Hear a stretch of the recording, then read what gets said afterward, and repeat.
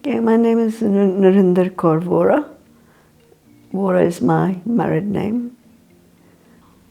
My father-in-law came in 1953 first, and then he went back to India and then came back in 1955.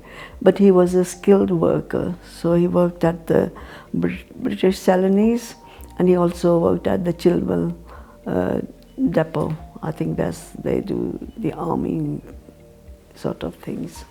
When I came, I was 22, and I had just finished my master's in botany at Allahabad University.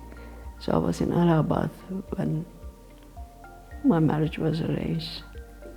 I think at that time I just wanted to study further.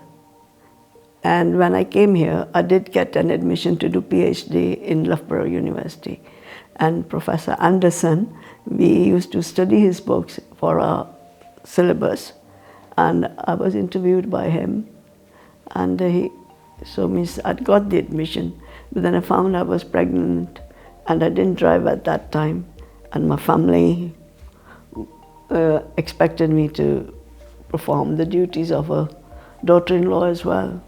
So, I had to sort of give up on my studying.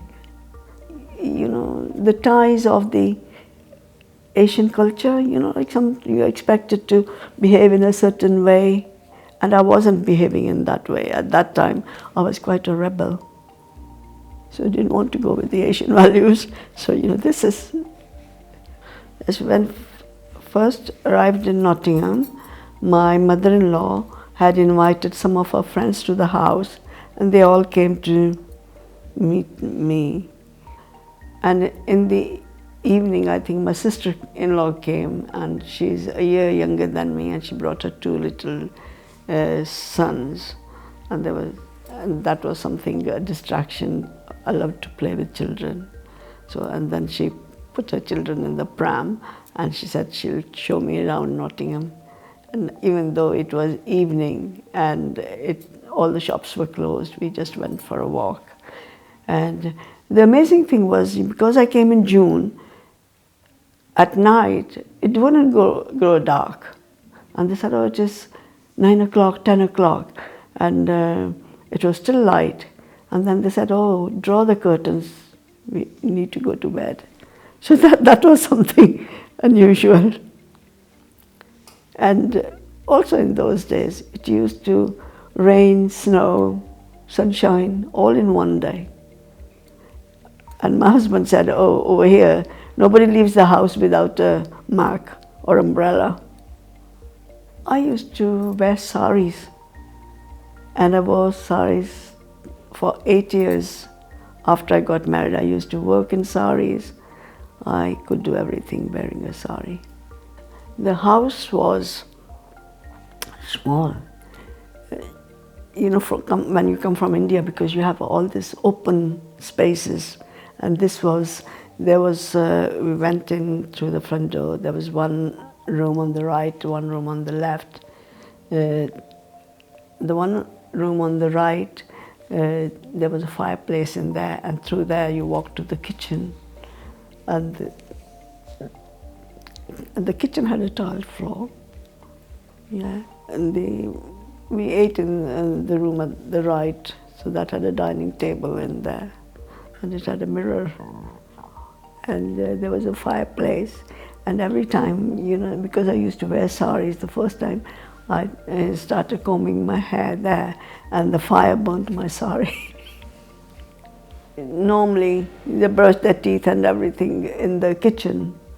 The kitchen sink was used for thing. And the men, once a week, they went to Victoria baths. That was, they used to take the soap and the towel, and I don't know what else they took, because just the men went. And they would have their bath there. There was one shop which used to open only on Sunday, and they used to get their food there, the flour. They bought a big bag of flour and a bag of potatoes. I think most of the time we just ate carrots and potatoes. But, and the Indian, Asian vegetables, like okra and aubergines, you could only get them on a Sunday. My neighbor had very nice white washing on the line. She says, go and ask her what she does to make her washing that white. So I went and asked that. She was a Scottish lady called Margot.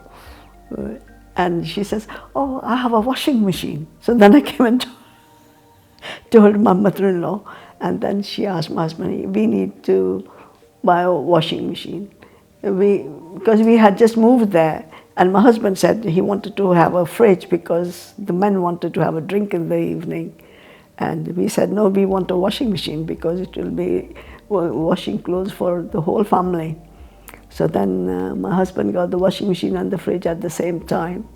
So, the ladies of the house at that time when I came, there was my mother-in-law, and she had a mother who came over. So my mother-in-law and her mother, they both didn't speak English, so they talked about their experiences in India, and there was myself. So I just did what my mother-in-law asked me to do. So in the beginning, she didn't ask me to do a lot. My sister-in-law was there as well, but she went to work. She worked in the lace market, and so she would go to work in the morning and come back at 5 or 5:30 in the evening.